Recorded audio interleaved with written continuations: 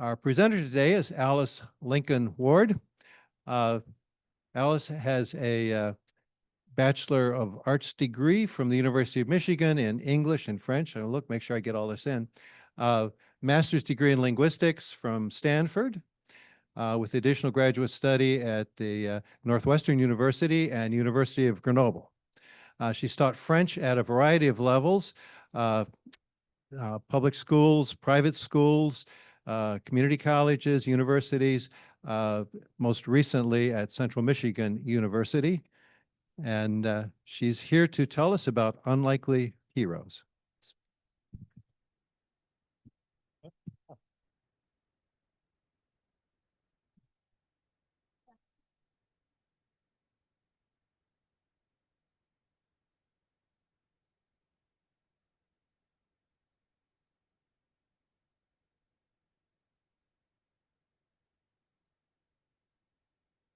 Good morning on this beautiful October day, and welcome to you here and you who are on Zoom. I've been wanting to give this program to HASP for a very, very long time. I've been thinking about it. You wouldn't imagine how long. But whereas usually it's bad to put things off, I think it worked out better this time, because in recent years, there have been wonderful books that have come out on this initiative and on Barry and Fry. Can't hear you.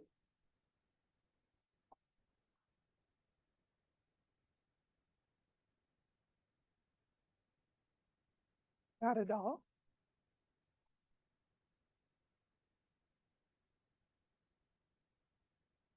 How's that?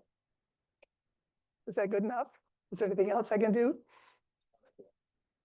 Keep talking now. Okay, all right.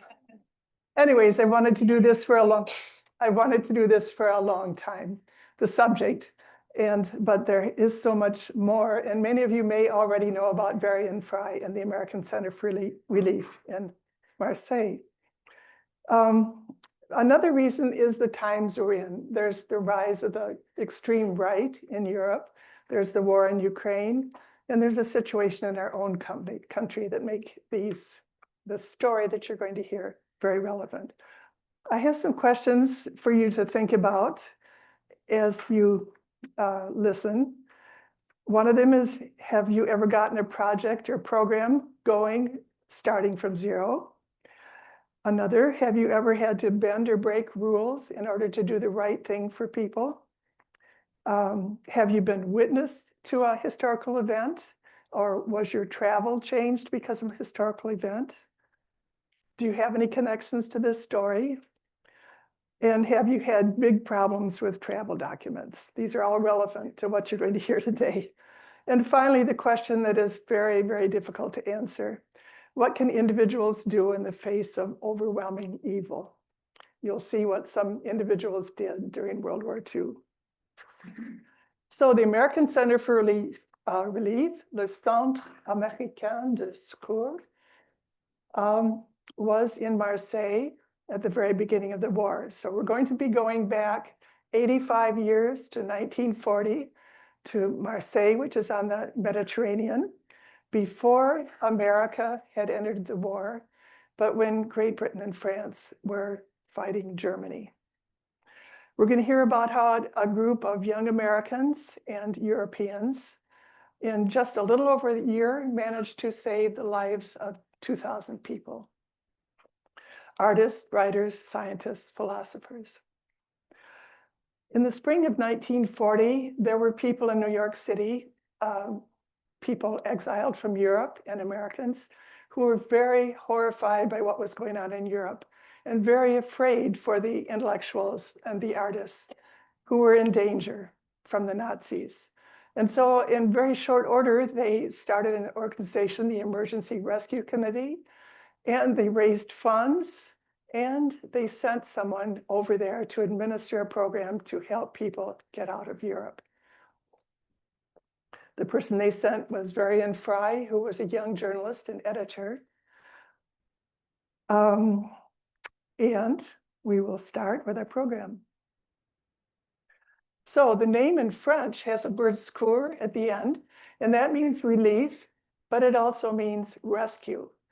For this, we'll call it the center because that's what the French did. For the center, it was important not to let anyone know that they were rescuing people because that was illegal. The French, after their defeat, were supposed to hand over to the Germans anyone the Germans wanted them to. So helping people get out of France was not what they were supposed to do.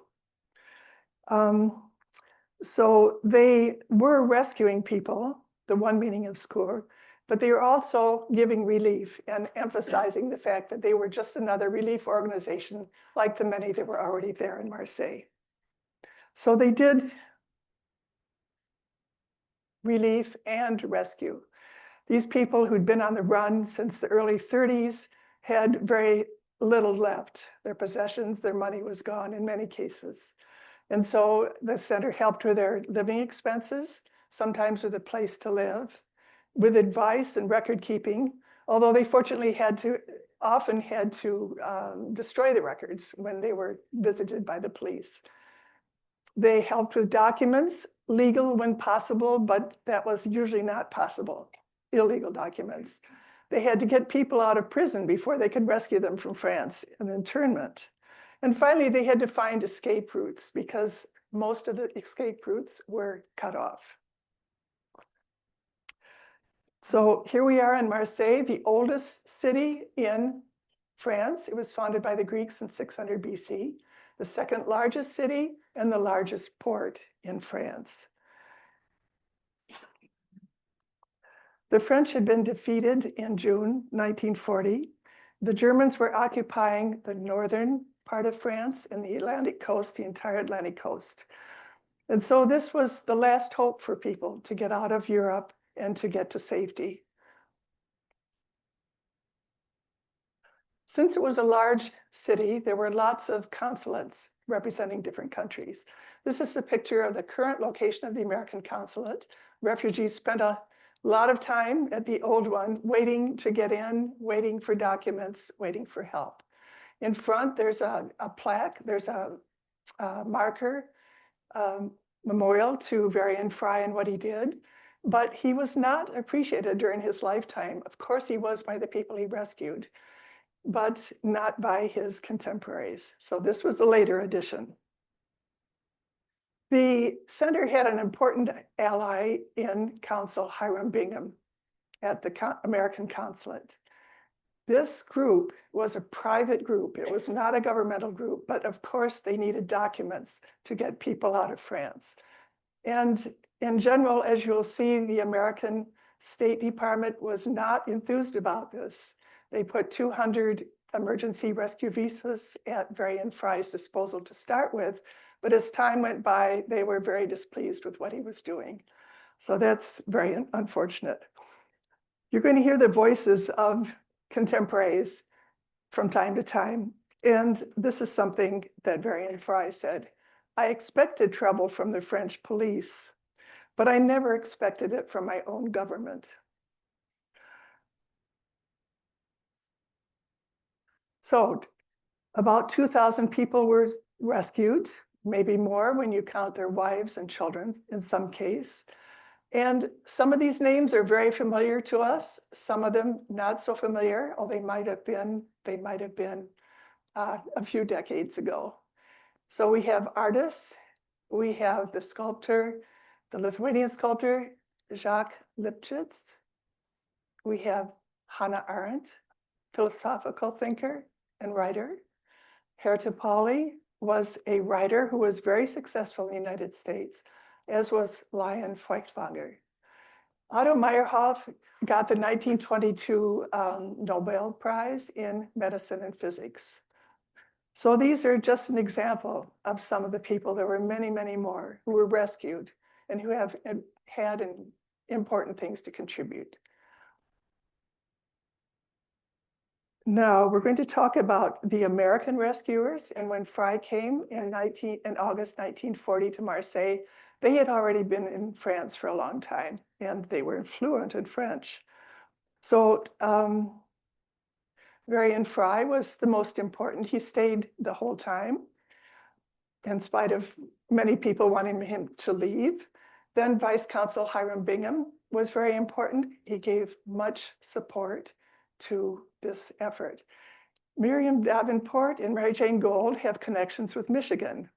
So they were two Americans who were very familiar with Europe and who helped. Varian Fry was educated at Harvard. He was 32 years old when he came to Marseille. He was an editor and journalist in New York. At the time he left, he was the editor of the Foreign Policy Association, and that is the organization that does the Great Decisions programs that you have seen at HASP. He spoke French and German, and on a 1935 trip to Germany, he had witnessed violence against the Jews, and he was appalled by the indifference of the police and the German government officials. He tried to convince his fellow Americans that there was great danger coming, but not everybody listened to him. He was a cultured person with a good background in European art and culture, literature. So that made him a good leader for this group. And so the Emergency Rescue Committee in New York sent him to Marseille in August 1940 with a list of people they'd drawn up of people that should be rescued. This is an ID card and a contemporary picture of Consul Bingham. Very appropriate because all through this talk, you'll hear about the problems with documents. You had to have the right documents to get out. So this is an ID. Take a look at the round stamp at the bottom and the signatures. We'll be talking about an outstanding forger later who helped the center. He had had previous postings at Beijing in China, Warsaw, Poland, and in London.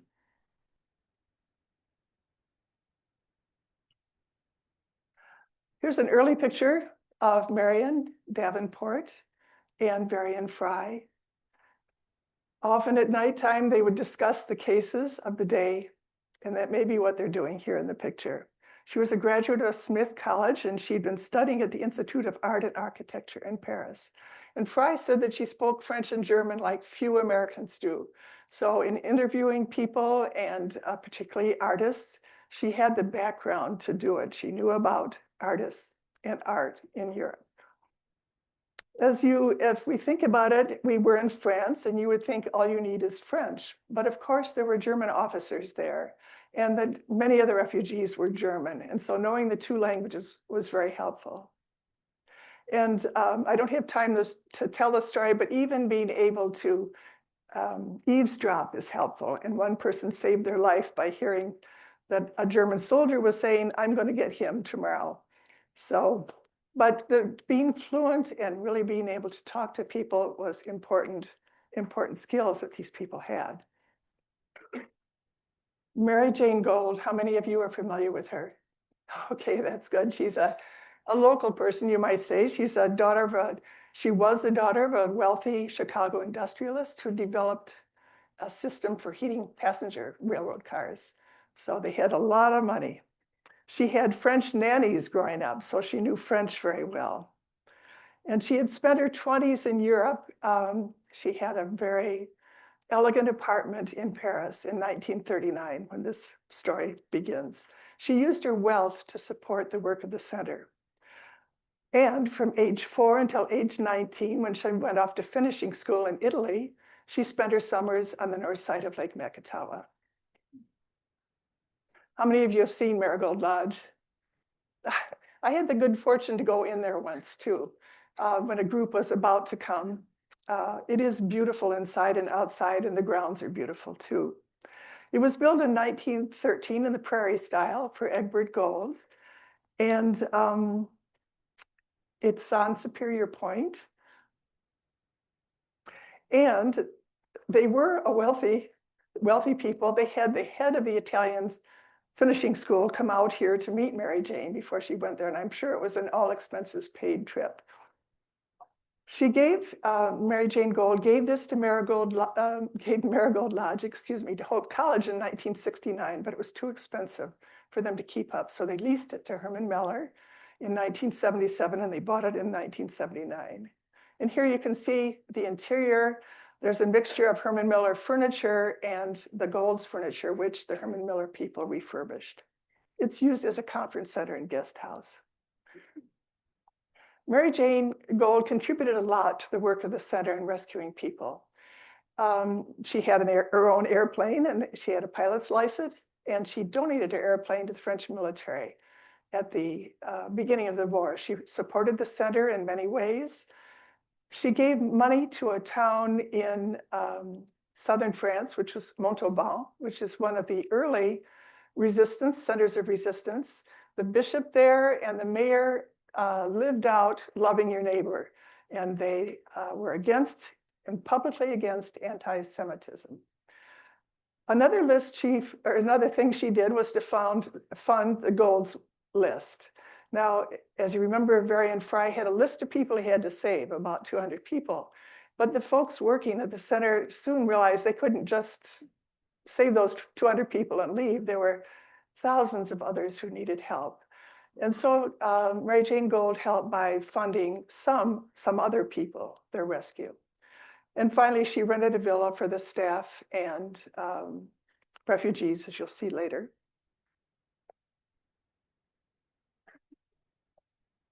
Then the European rescuers, they were refugees themselves, and their lives were really in danger, but they wanted to help their fellow refugees.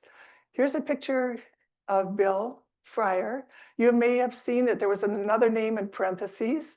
That's because he did political cartoons that were not flattering to Hitler, and he signed his name on them. So he had to change his name when he came to France.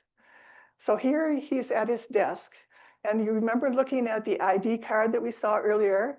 The way he forged them was, first of all, somebody would bring him blank ID cards that you could buy at the tobacco store.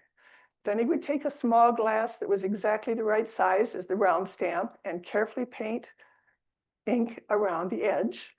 He would use that to make the stamp. Then he had a brush with only 2 bristles that he would use to forge the signatures. And then when all the paint was dry, he'd put it on the ground and stamp on it, dance on it, and then it would look used and not like a new forgery. And he was very, very good. So he was a great help to the center in that respect. The next couple are Lisa and Hans Fitko.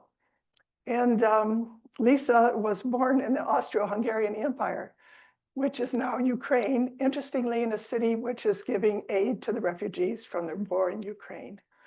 She had to flee Germany, and she met her husband in Prague, where they had both fled to, and they married.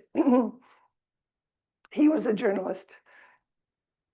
She and he led refugees across the Pyrenees. Now, it seems like there's a lot of ways to get out of France because of the Atlantic coast and the Mediterranean, but all those routes were shut off except for the Mediterranean, and that route didn't work out very well many times, as you will see.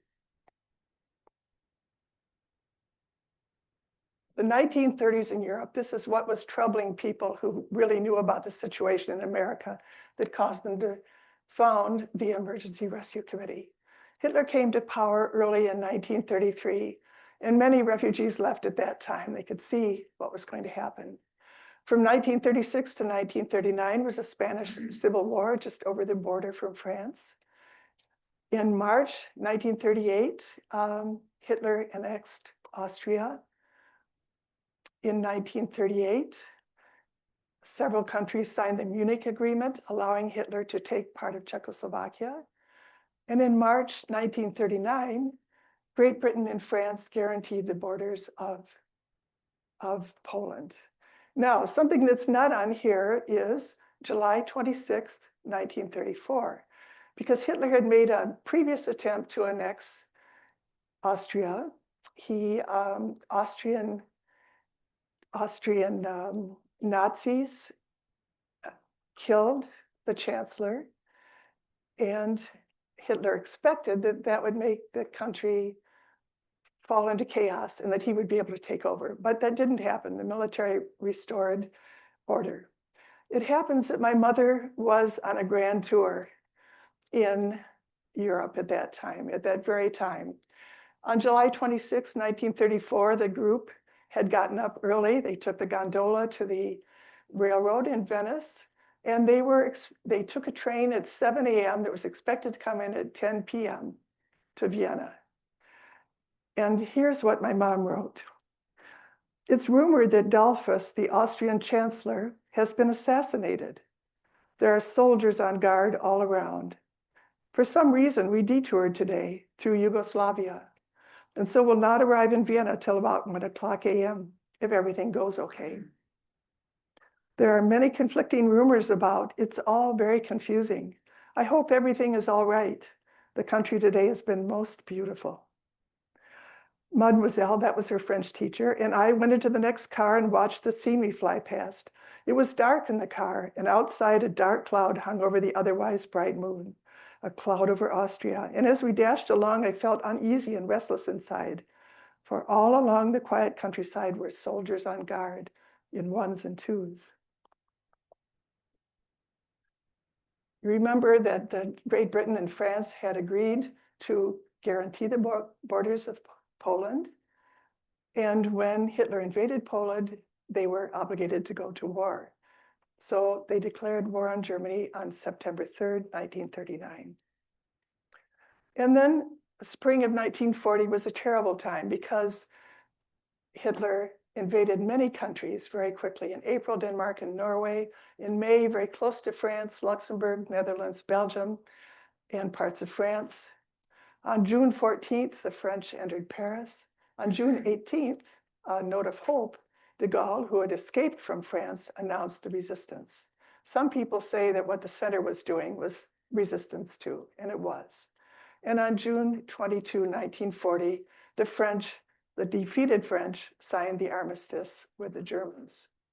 And what was frightening for the refugees who had fled Germany because they were enemies of Hitler and were now in France was Article 19 of this armistice, which said the French government is obliged to surrender on demand all Germans named by the German government in France. And the French were unfortunately very eager to do this. Of course, many were not, but more eager than the Nazis, one of the people who was rescued said. This was the time of the armistice, when the country was divided in two as well. Here's a map of France floating in the clouds. You can't see their neighbors, but as we call ourselves the mitten and Italy is the boot, they are the hexagon. And there are 6 sides. So on your left, it's the Atlantic and 2 Atlantic coasts, the Pyrenees at the bottom, which separate France from Spain, and that was one of the escape routes, the Mediterranean coast, and then borders with various European countries. And this is a map of the way things look after the French retreat and the armistice. The French occupation zone included Paris and all of the Atlantic coast. The free zone was about 2/5 of France. And at the top, in the middle of the blue, is Vichy, which was the government of France, a puppet government of Germany. And that's the free zone. Marseille is on the coast. And the Pyrenees, of course, are between Spain and France. And many internment camps that we're going to hear about were near the Pyrenees or in the Marseille vicinity. Fleeing the advancing French soldiers, people left any way they could with any transport they had, and many of them on foot. And you see a beautiful blue sky, but the bombers, the German bombers, were bombing bridges and bombing people. So it was a horrible time. And because of the great amount of people, the towns they visited didn't have food and shelter for everybody, and there wasn't gas to keep going in your car. Mary Jayne Gold and Miriam Davenport didn't know each other at this time, but they were both fleeing southward. Others wanted to, but they were interned. Hans and Lisa Fitko and Hannah Arendt managed to escape, or had to escape, from internment camps before they could head south. The boundary on the left, you see occupied France, and on the right is, in quotation marks, free France. And this is the Chateau de Chenonceau. It was built in the 16th century, over the 16th century. So some people were able to escape this way from the occupied zone to the free zone. And all through everything I've read about the German refugees and others, they said how beautiful France was. It was so beautiful, and yet all this evil was going on at the same time. So beautiful culturally and beautiful naturally. And here's an example of a beautiful town called Sanary on the Mediterranean. Many German writers had come here in the early 1930s. One of them said, we were living in paradise. We had to. Someone who was rescued that you saw among the 6 names we had was Lion Feuchtwanger, and he lived here as well with his wife. From this beautiful place, he had to report twice to internment camps. The second time, the vice consul got him out of the camp, his assistant did, and soon he got over the Pyrenees and came to freedom in the United States. In The Devil in France, he wrote, I was a contemplative being who wanted nothing more than to live in peace, reading and writing. Why was it that I had to lead such an eventful life? So from this beautiful sunny place on the Mediterranean, he was taken to this former brick camp, which was an internment center. It's now a museum, so you can see pictures and stories of the people who were interned there. You can see the artwork that the artists did on the wall, because there were many artists and intellectuals there. The painter Max Ernst was there, and he continued to paint while he was in internment. So if you visited here, you could see where the people lived. The floor was covered with straw mattresses. There was hardly any place to walk. There was no furniture, and there was very little light. The food was appalling, and the sanitary conditions were appalling. Lisa Fitko was at another camp. She's the one who helped people over the Pyrenees, but she spoke for many when she said, when war broke out, the French government declared us enemy aliens and locked us up in concentration camps, along with the real enemies, the Nazis. This is the camp where Lisa was, and Hannah Arendt. The same terrible conditions. She talked about how they had uncooked chickpeas for food, and she had digestive troubles for the rest of her life. Women here organized an escape. They managed to get some blank release paper documents, and they filled them out. They gave themselves new identities. Lisa became a woman from Belgium, from the French-speaking Belgium. And little by little, 2 by 2, because they never went in large groups, they escaped. They used their papers to get past the guards. It was a time when the Germans were coming close and the guards were perhaps a little less careful about who left and who was there. So Lisa and a friend started out hitchhiking and taking transportation when they could, or walking. But Hannah Arendt never wanted to be in groups. She knew she was in great danger. So she walked 140 miles to the southern city I told you about, the Resistance, Montauban, because she had families there. And she did a lot of walking and biking so she wouldn't be caught.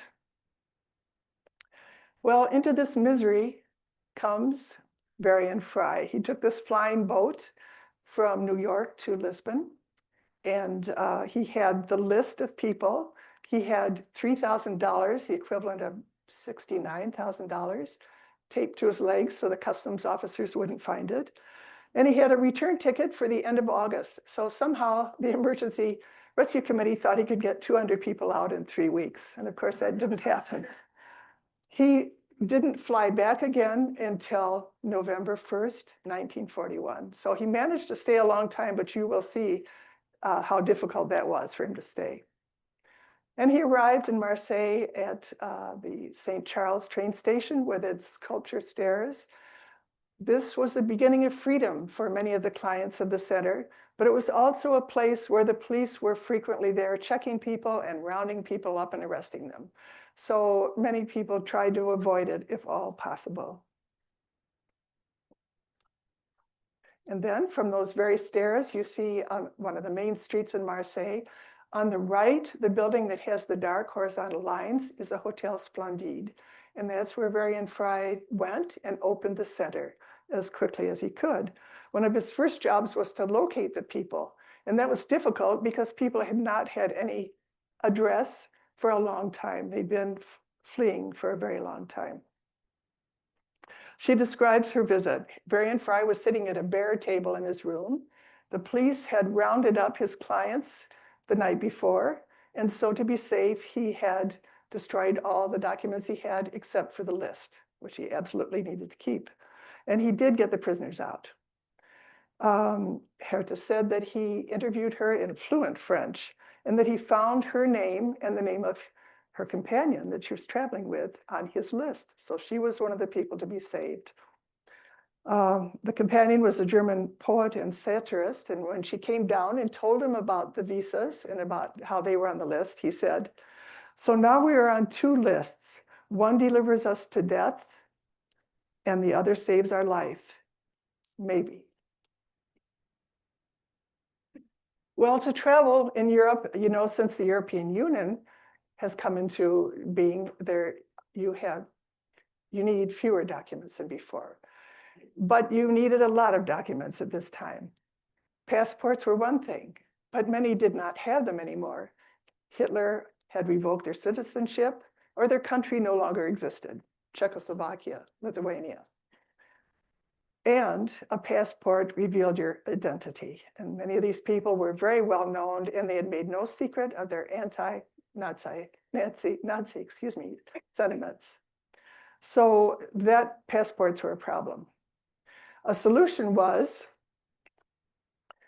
something that Counsel Hiram Bingham could offer, an affidavit in lieu of passport, or passports from other countries, the countries that no longer existed. Many of their councils were willing to help people by giving them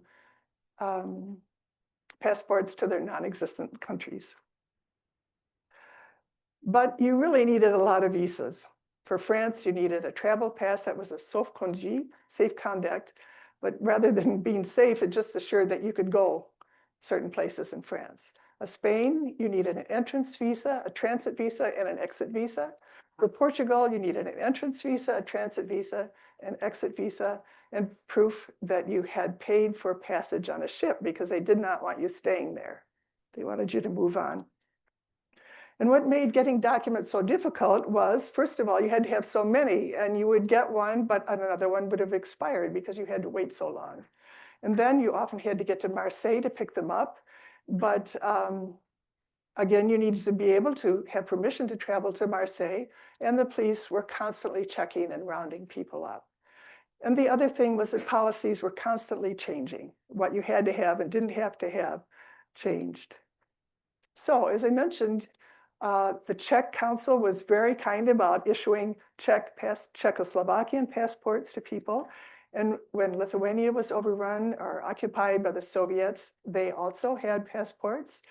We've talked about forged documents, avoiding checkpoints, luck, because sometimes somebody would stop checking papers just before they got to you. Or maybe that day the police wouldn't be there when they always were. Of course, there's the opposite, bad luck that you could have. And sympathetic officials, we'll come back to that. Another thing is bribes.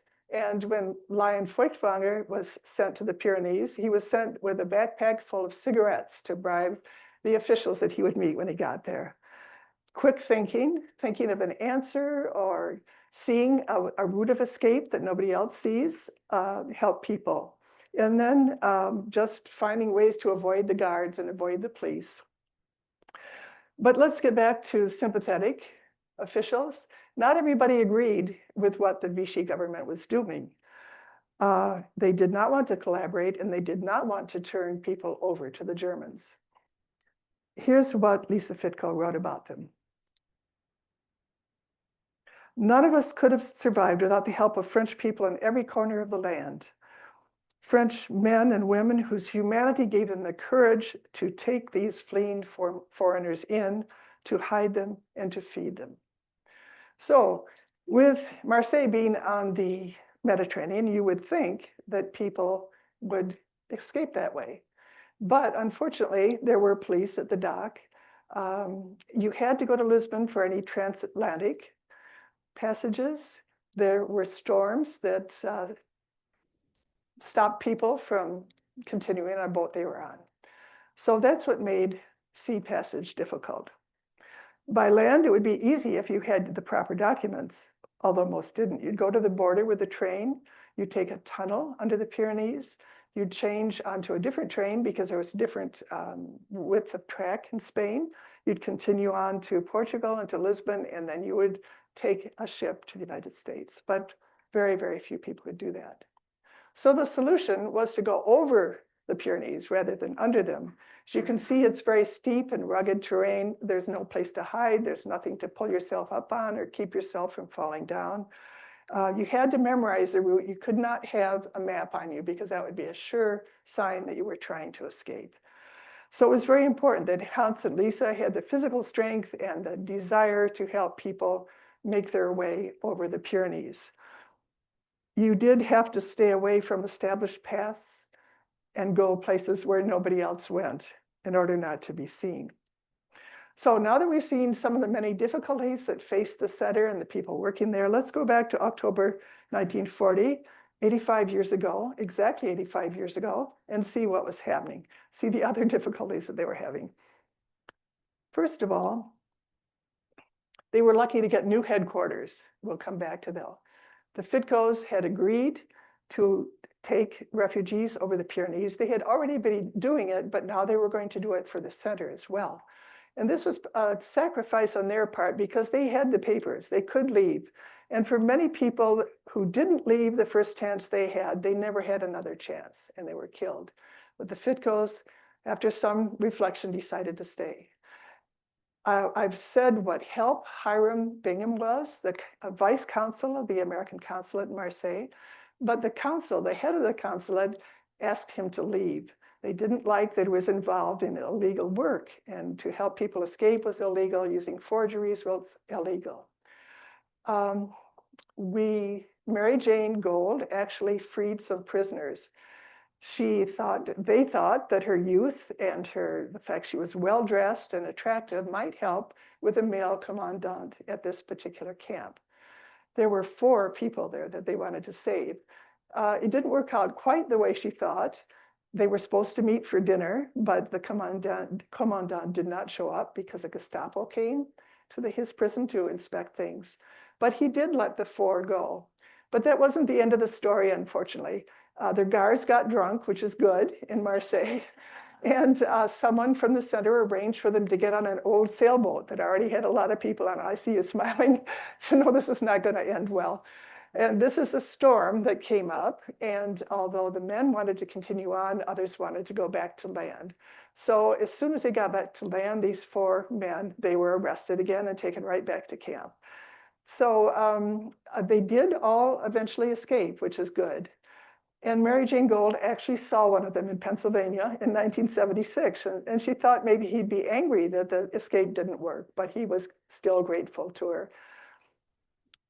It was also Fry's birthday. He turned 33, and all the others were very young. They were in their 20s, mid-20s and older. So think of you and your grandchildren when they were that age. So here's the new headquarters. Fry said it was a very narrow street. You can see it is. That must be why there's all the motorcycles parked there, and very dark. But after having an office in the hotel room, in his bedroom in the hotel room, this was much, much better. There was a Jewish merchant who sold leather goods who saw the handwriting on the wall, and he knew it was only a matter of time until the Germans, in France, the Nazi sympathizers, seized his business. So he had liquidated and was taking the last things out, but he left a few handbags for the women that worked for the center. There is a plaque on the right, which honors Varian Fry and the work he did there. So with more room, they could hire more people. It was just more appropriate. They could have the furniture they need. In his room, he had to unscrew the mirror from a vanity so there'd be another writing surface. And at night, they would go into the bathroom and sit on the toilet in the bidet and discuss the cases. And the secretary would take notes. So this was much, much better. And then more events, exactly 85 years ago in October 1940, Varian Fry had gotten 200 people to safety. Eventually it would be 2,000, but 200 was a lot too. And you would expect that he would have gotten praise from the American government and praise from the Emergency Rescue Center who sent him, but that was not true. There were staff changes, and it was often very difficult for Varian Fry because these were trusted people. They had become friends working in these difficult circumstances together. But most of his staff were refugees, and when they had a chance to go, they needed to take it. This particular person had a wife and children, and he just wanted to get them out of there, so he left. We already saw all the papers you had to have. Now Vichy requires an ID card, and if you're Jewish, it has to have Jew stamped on it. Then there was another ship disaster. Taking people over the Pyrenees was a slow way to go because only a few people could go at a time and only a couple times a week, so it didn't look suspicious. So someone in the center thought they had a ship. They paid a lot of money. It was going to be a trawler that would hold a lot of people. It would take British soldiers as well as people from the center. So they paid this large sum of money, which they really needed for other things, and the ship never showed up. The money disappeared. Another thing, the Emergency Rescue Committee in New York had chosen a replacement for Fry. And that must have been a real slap in the face after all the work he was doing, because he was working night and day to help people. But unfortunately for us and for Fry, through a series of mishaps, the person was never able to execute his job. He never came and worked. He wasn't interested in it anyways. He was going to send a secretary. And finally, Mary Jayne Gold got a villa for everybody, not everybody, but some people to stay in. And here it is. This was a 19th century villa. It had 18 rooms. It was completely furnished. And it was a little bit dilapidated, but a very nice place to be and nice to get away from the office. And so this is where they stayed. And there were refugees and staff members who lived there. Some with families who'd been living in hotels, small families, one child. It was a 30-minute tram ride from the office. It was cold in the winter. There was no wood for heating. People wore their coats inside the villa. And there was not much to eat. They put their ration cards together, but the food, the abundant food of southern France, was going to feed the Germans and the German army.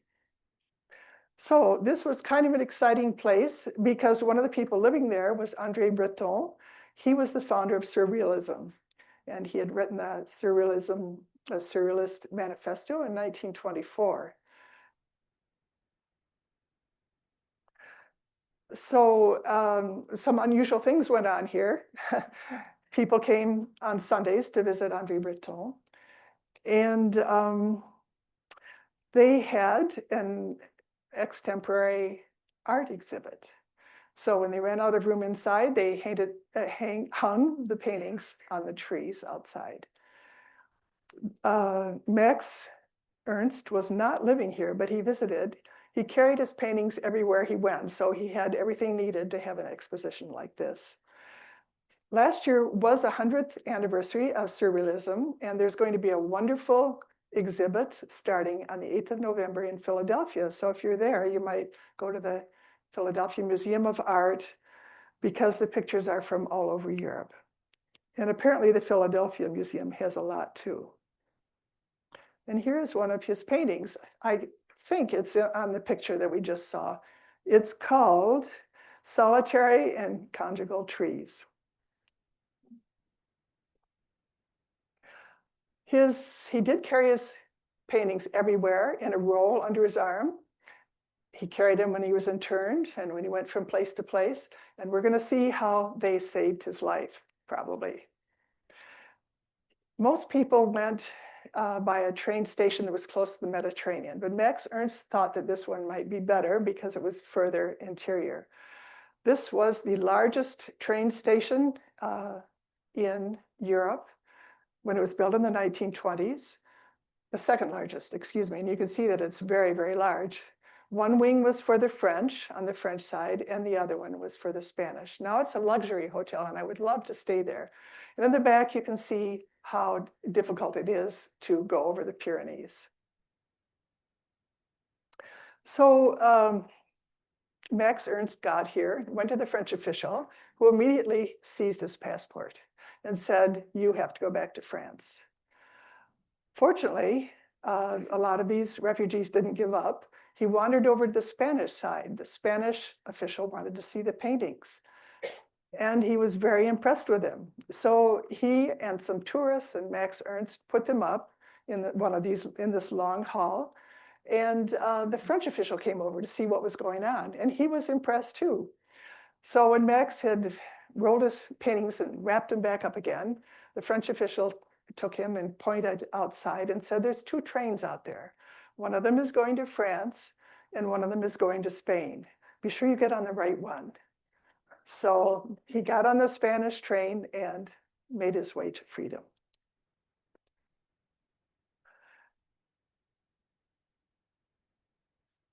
As you know, people had been on the run for a long time. They had no home, no address. But some people, no matter where they were and how they were traveling, they would not part with certain things they had. In the case of Max Ernst, it was his paintings. In the case of Walter Benjamin, a manuscript with Hannah Arendt, it was poems, and I'll tell you about Herta later. We've heard about Max Ernst, but now the story of Walter Benjamin is a very sad one.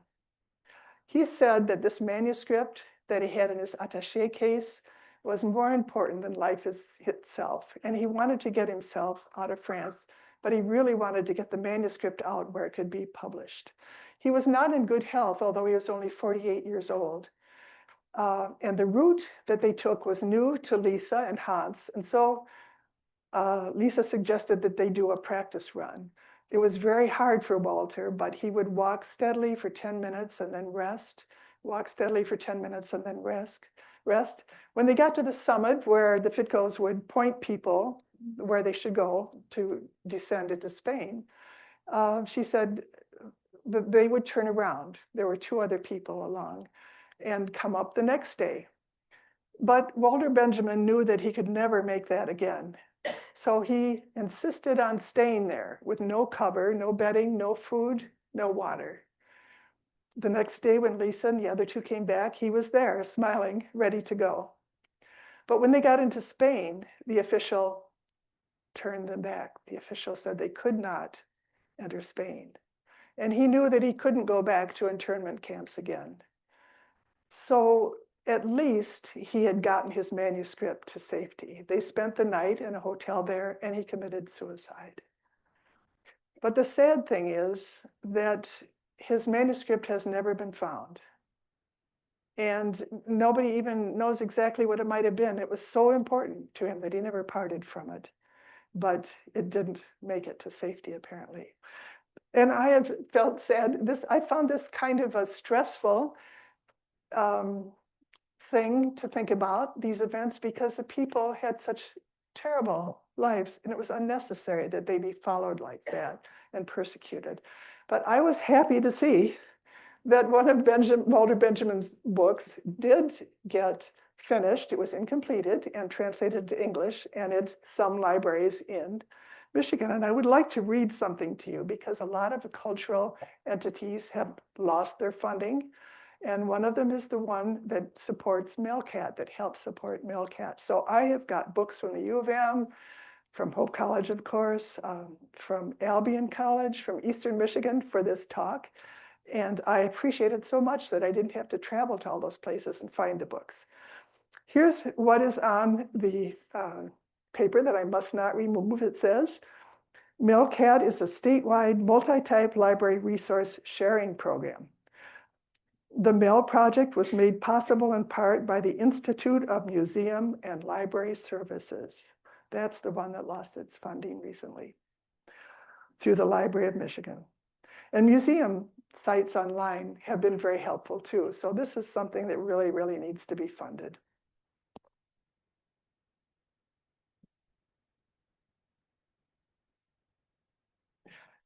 So we're coming to the end, and the end of Varian Fry's stay. This is the 3rd office they had. And you remember that the head of the American consulate was trying to get him to leave. The emergency rescue service was trying to get him to leave. And of course, the French were trying to get him to leave because he was saving people. So on August 29th, 1941, a little more than a year after he came, the police came to his office and arrested him. They took him to the police station. He had to stay overnight. There was only a conference table to sleep on during the night. And the next day, he had 2 hours to pack his belongings and get ready to go. But unfortunately, he was betrayed by the consulate, you might say, although the police were very aware of what he was doing. And the office and the villa that you saw were raided from time to time by the police. But the American consulate had informed the French police that Frye's passport had expired and that they would not object if he was deported from France. So I think that's a terrible thing. So anyways, he was on his way, but luckily he had a very helpful and kind policeman with him who did his duty. But instead of putting him in prison near the border, he was allowed to stay in a hotel. And again, I think I alluded to the fact that there were many document problems. It took a while to get his passport that had expired, and then it took a while to get the visas. And so he had time to talk to his staff who had accompanied him and to plan for the future when he would not be there. So when Frye finally had all his papers so he could be put across the border, the officer who had accompanied him said, "You have done only good in France. It's not the French who are turning you out, it's the Germans." But of course, it was the collaborating French who were as bad as the Germans sometimes. After Marseille, Frye had promised Hans and Lisa Fitko that he'd do everything he could to help them get out because they had given up a chance so they could help him take people over the Pyrenees. But there were no more American visas available for them, so they had to go to Cuba. They stayed in Cuba for some years. Hans needed better medical care, but when they got to America, they were not able to save him. But Lisa lived on for a long time, and she has a sort of a Michigan connection because she lived in an apartment in Chicago and had a view over Lake Michigan. So, and then Bill Fryer, or Wilhelm Spira, had a very difficult time. He was unable to continue foraging for the center because the police arrested him. Frye got a lawyer for him who brought him painting supplies, not for foraging, but for painting, and got him out of jail, but the police immediately, he had his day in court. The judge let him go, but the policeman said, well, we don't care what the courts do, and they arrested him again. So he had an unbelievable life, and it's amazing that he survived after Marseille. Before Marseille, he had been interned in Vienna. And then, as I said, he was imprisoned in Marseille. He was in 2 slave labor camps in Poland and 2 Nazi death camps, ending by a forced march of 130 miles in 13 days. And when he got there to Theresienstadt, the Soviets had overrun or had occupied Czechoslovakia. And somebody in a white coat was sorting people out, sorting the dead from the living. And he was about dead, but his lips were moving apparently. So he was sent to sick bay and he recovered. The artists, well, the intellectuals would have lectures if they could in internment camps, and the artists would draw. So this is a picture of one of the Polish slave labor camps that Bill had to work at. You can see the tired, emaciated prisoners carrying heavy bags of cement, and you see the heavy-set German officer standing in front of a warm fire with his warm coat on. So Bill continued to draw. Most of these he was unable to take because when these concentration camps were freed, people were deloused and they took all the prisoners and they took all their belongings. But he had traded some pictures for cigarettes from a British soldier, and the British soldier kept them, and they're in a museum in England. And he had a phenomenal memory. He was able to redraw pictures from memory. So he did that with some of these. Mary Jayne Gold said of her life, the year at Marseille was the only year that meant anything. And she did do so much there, and the group was so close. She spent the rest of her life in France, coming back here occasionally. I'll tell you more about that later. And then Miriam Davenport Abel. I found out that she had married a professor who eventually moved to Mount Pleasant, to Central Michigan University. And that's where I was teaching. I was a French instructor just before my retirement. And there was a wonderful German professor there named Gisela Moffat. She had escaped with her family before the wall came down from East Germany. So she said, do I know her? They were our neighbors. And Miriam and all of the people who were involved in this effort seemed to go on helping people. So she organized the neighbors with Gisela's husband to combat the drain commissioner's desire to widen the stream and cut down all the vegetation by it that ran through their neighborhood.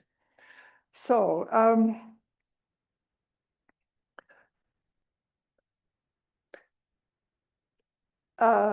Gisela didn't know at first what Miriam had done, but she found out. And so every year, Miriam would talk to the German club, tell about what she had done in Marseille. So there's a group of Central Michigan educated people who know about Varian Fry and what happened. And she said she was glad I was going to tell you about what Miriam did. So, and she said, I hope they can see the need for such action in America right now. So the next slide is where Mary Jayne Gold spent the rest of her life. It's a town on the Riviera called Gassin, and she had a villa there, and she named it after the villa that she had rented in Marseille. I think the saddest chapter of this, I saw your reactions when we talked about how Varian Fry was really betrayed by the consulate, it seems. And they had a lot to tell people, and they had a lot of knowledge, a lot of warnings, but nobody seemed to be very interested, unfortunately. I think their lives were blighted by the fact that they never got the recognition that they so richly deserved. So we'll come back to Varian Fry. Hiram Bingham, even his family didn't know what he had done. He didn't talk about it. He was passed over for better jobs in the Foreign Service, and he left the Foreign Service in 1946. His last appointment after Lisbon, where he helped people by issuing visas, was Buenos Aires. And he wanted people to look into how the Nazis were fleeing to Argentina, but nobody was interested. So people around him weren't interested, and his family didn't know. It wasn't until he had died that his wife and youngest son of 11 children found papers in a hidden cupboard behind the fireplace. Papers that had to do with what he had done in Marseille. So his younger son did write a book, and Hiram Bingham did get an award, but after he was dead, from the Foreign Service Association. That was for constructive dissent. And nowadays, you only have 4 years to nominate somebody, but it takes much longer than 4 years to figure out who's doing the right thing and who's doing the wrong thing, doesn't it? And to fully know what was going on. So, but anyways, he got a special award for that, but he wasn't there. And then before he died, Varian Fry got the Cross of the Legion of Honor from France, which is a very high honor. And he was the first American to be named Righteous Among the Nations. And so this is his son planting a tree at the Yad Vashem Holocaust Memorial Museum, while the Secretary of State at the time, Christopher Warren, looks on. And Christopher Warren at that time, and also in the preface of the reissue of a book that Varian Fry wrote, said, I wish to pay tribute to Varian Fry, a remarkable man and a remarkable American.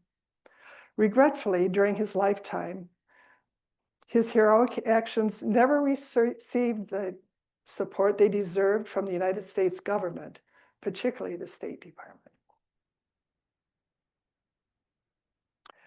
But now, as I said, there are so many good books. There are so many museum online displays and information about this period and about Varian Fry and the people who worked with him. So 80 years later, they are finally getting their due. But to me, it seems maybe the greatest honor and memorial of all is the discoveries that scientists have made, the works that artists have created, the books that authors and philosophers have written in these years that they had from 1941 to when they died to create and to write and to discover. And many of them lived in their 80s and 90s. One of them who did was Marc Chagall. He was working in his studio all day the day he died at age 97. And one of his projects had been to make these windows. Have any of you seen Chagall's blue windows, like at the Chicago Art Institute? Okay. And in France, wonderful. Oh, that's wonderful. And I was here, this is in Germany. This is in Mainz, St. Stephen Cathedral. And I remember seeing pictures when I was there of the cathedral. The windows were gone, the roof was gone, and flames were leaping out of it. Remember how we felt when we saw Notre Dame in Paris in flames? Such a terrible time. Chagall wanted to dedicate this to Jewish-German reconciliation. There were 9 of them, and he delivered the last ones just shortly before he died. And the blue light in there is beautiful, isn't it, in a church with windows like that? So that's my presentation. Thank you for your attention. And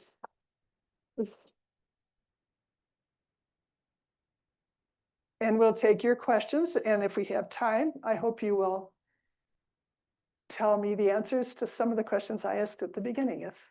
If it rang a bell with you, I'll tell you again. All right, first question over here. Could we have the name of the library association that was short funded or cut Yes, funding? I know. So that if you could post it for us, then we can send them a check. Oh, what we really want to do is for the U.S. government to fund them again, like they were. Right, of course. But in the Yeah, but- meantime, we have 3 more years. Yeah, that's true. We certainly want them to know our support. So how shall I get that information to you? Okay. Okay, good. And if you happen to get a book from somewhere else, you'll have it. If you order a book from another library, you'll have that white paper that tells. I always was under the impression that Mary Jayne Gold lived here at Marigold Lodge the last part of her life with Count Thurjeski, her husband. And in fact, I think I saw her one time when I was a kid. She did come back. She liked to drink, and there's a story that she would keep her alcohol outside the window on the roof. But she came back. But as I say, she gave it to Hope College in 1959. Yes, she did, but And she lived there for quite a while. well, the person you mentioned is her mother, who married a Russian count. But Mary Jayne herself never married and never had any children, and she spent most of her time in France after Marseille. She did And come Count back. Thurjeski built a house, and Count Cove is Yes, that's right. named after him. There's so many things I wanted to tell you, but it would take a long time. Thank you for telling us about that. That's where Count's Cove came from. He was supposed to be an opera singer. Also, another thing I wanted to ask is Virginia Hall. I just read it. Wait for the mic. Let's wait, yeah, wait for the mic. Okay. I just read a book about Virginia Hall, who really was had lived in France most of her life and is considered the unspoken hero of the spy, and she also helped a lot of people go over the Pyrenees. Yes, there's a lot of people. Saving thousands of people doesn't seem much when there's millions, tens of millions of people who are destroyed, but many people were at work doing this. And I just read about a forger who was a former dry cleaner So he was good at removing stains, so he could take that Jewish yellow star out of people's ID cards. So there are many, many people, and we need to lift their names up. Thank you. Yes. I just want to mention that I will be sending out the course evaluation as usual after the course. So if people are interested in the Melcat information, I can put that in the email to That make would it be easier great. for everybody to find. Okay, thank you. Okay.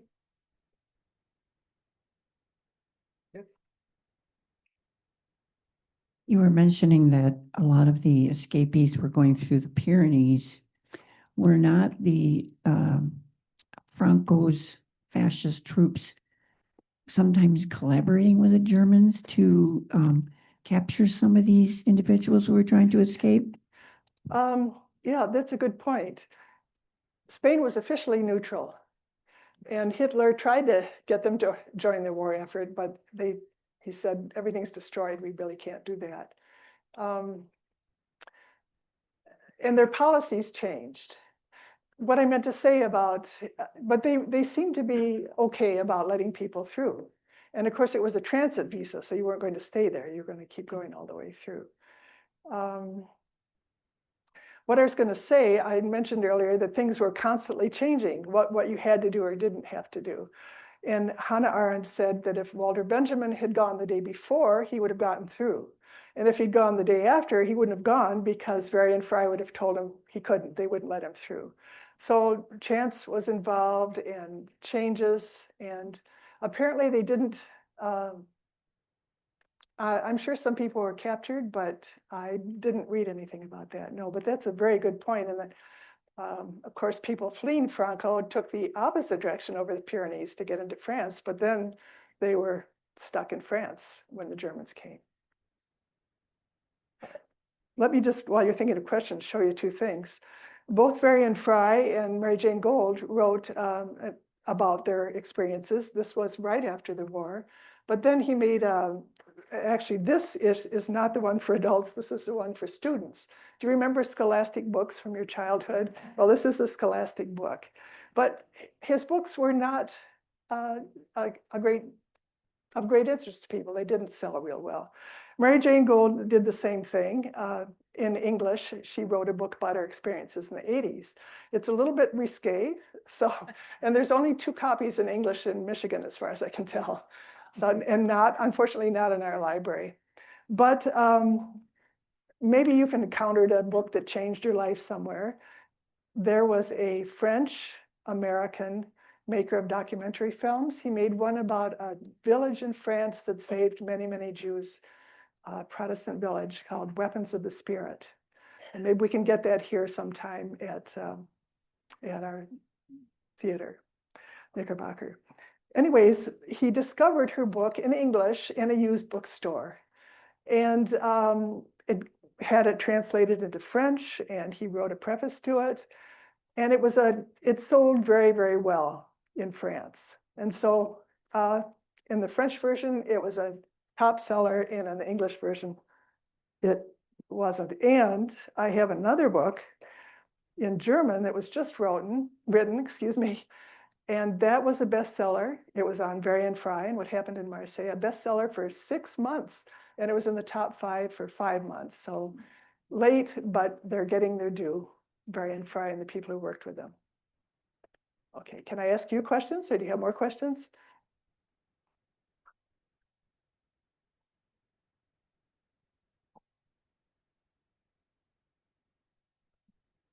When you convey to us the name of the library institution, if you could convey the names of those 3 books too, that might be interesting Yes. for people to get the names of those books. Yes, Mhm. and there's some books I don't have here that you Thank would you. really like, That would be great. that are really good. Okay, so, oh, Francis?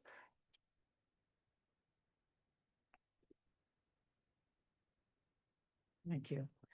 Yeah, it's always disappointing to hear about like the Vichy government and how people don't seem to recognize how evil something is Yeah. until later. Mhm. And one of the things that really struck me was the ship of Jews that came over to the US, St. Louis. and they were refused port all the way Mhm. down the Yeah. Atlantic coast. Yeah. and had to go back. Mhm. And I thought, Awful.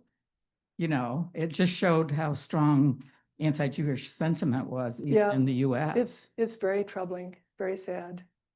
And also, I wanted to mention that when people finally got to Lisbon, it wasn't that they got on their Disney cruise ship and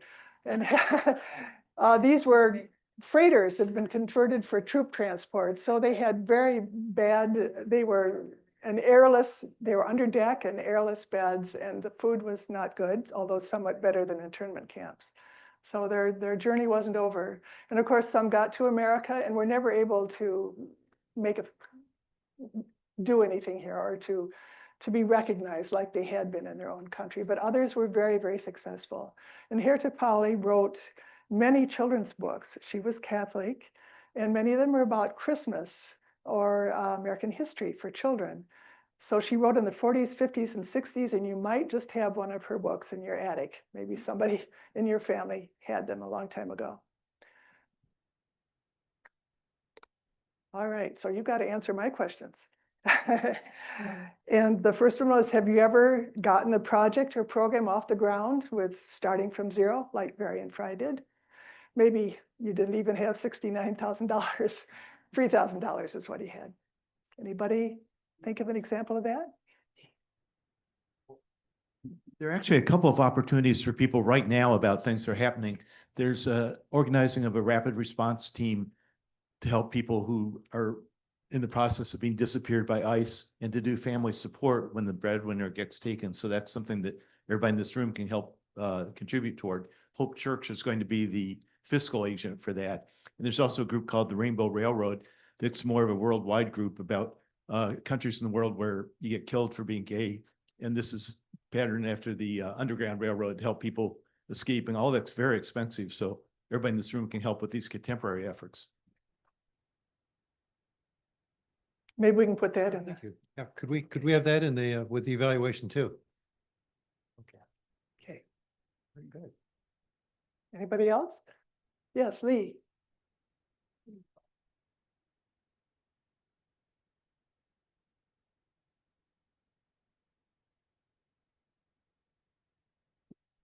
Yes, was starting something that was unexpected.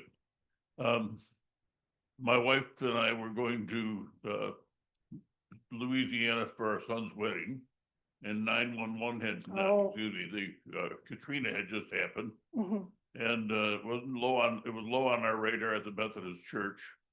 They had planned to go to Bolivia for their annual mission trip. I went down to Mississippi. We called ahead of time. We said, let's go down 2 weeks early, see if we can do something. And my wife and I called Louisiana first, and Louisiana said they were having parties of 100 more that they couldn't handle, and just a couple they had no interest. We called Mississippi Council on Relief, and they said, certainly. And within 2 hours, we had paperwork, and then the next day we were assigned to Gulfport, Mississippi area. And we went down there for 2 weeks. We bought a DVD and came back to our church, showed the DVD to the committee that did the mission planning. They canceled all the Bolivian tickets and canceled all those results. And next year we sent, the next spring, we sent 26 people down Mississippi. We were involved in all kinds of rebuilding projects. And we did that for the next 3 years also. So we ended up with a 4-year project of rebuilding homes for people in Mississippi. Wow. And it was solely my wife and I were on a whim volunteered to go to Mississippi to see if we could do something. That's wonderful. It shows persistence and flexibility and quick thinking, I think, which we saw illustrated in the lives of these people we talked about. Okay, any more on that subject? Another one, have you ever had to bend or break rules in order to do good for people? Maybe you don't want to admit to it. Maybe we need to wait 85 years. That reminds me, I wanted to say, I hope that there are heroes at work right now that are saving data and culture and people and making their lives better. And maybe in a few decades, we'll have a program in HASP about them. Surely there are people like that, and it does take a long time for the full story to come out. Okay, another question. Have you ever witnessed a historical event or had your travel changed because of one? Like my mom had a longer trip to Vienna. It's interesting, the next day she said about the things they saw, like where he had lain and stayed and where he was shot, along with Schönbrunn Castle, and it was a strange mixture. And also talking about the beauty, so many Germans did too. This is so beautiful here. Why is all this evil being done? Yes.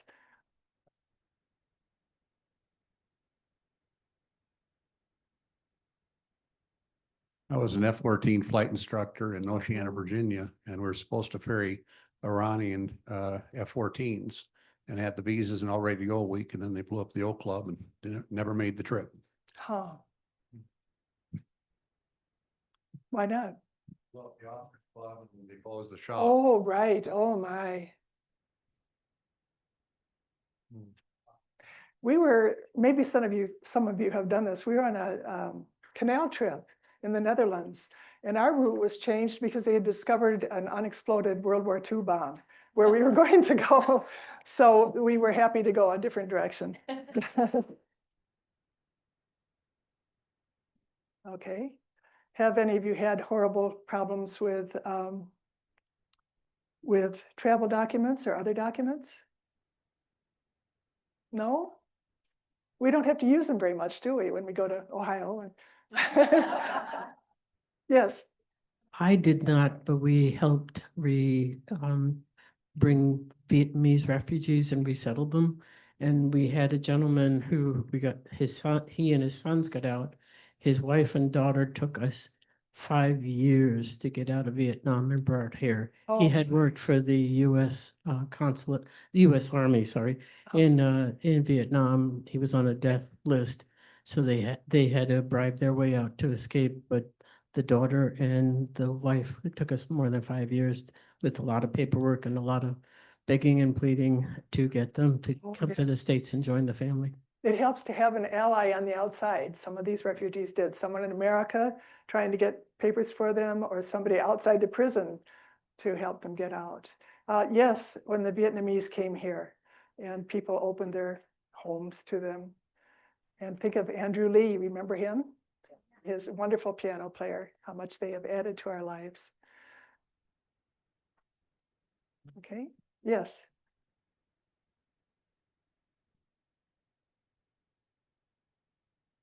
There is an organization that we're not supposed to know about called Badger 6, which is circumventing governments and various agencies to extradite Afghan translators from Afghanistan and their families. If you go online, you may be able to find it. It's Badger 6, like the Wisconsin Badgers. The number 6? And the number 6. Okay. Oh. Yes, that's a shameful chapter in our history, isn't it? That people help us from a certain country and then we abandon them. And so it's good to know that people are working on that. Okay, well, one really big question. Oh, by the way, I never told you what Mary Jayne Gold was doing during the 30s when everybody was fleeing. She had gotten her pilot's license. She had a Percival Gull Vega. It was a 4-seater, and she flew it all around Europe, back and forth. She was actually in a race around Italy. She would go to galas, and cocktails dressed in French couture clothes. She visited friends in London and Paris and went back and forth all over in Europe, and she skied all winter. So she had a very different 1930s, her 20s, than many of the people that we heard about today. Well, thank you for being such a good audience. And thank you for all the things you've told us about other things that have happened because people had an idea and were courageous and persistent, and things that are going on right now. And I'll be glad to hear, if you didn't answer a question, but you have an answer to some of my questions, I'd be glad to hear from you sometime. Thank you. Thank you.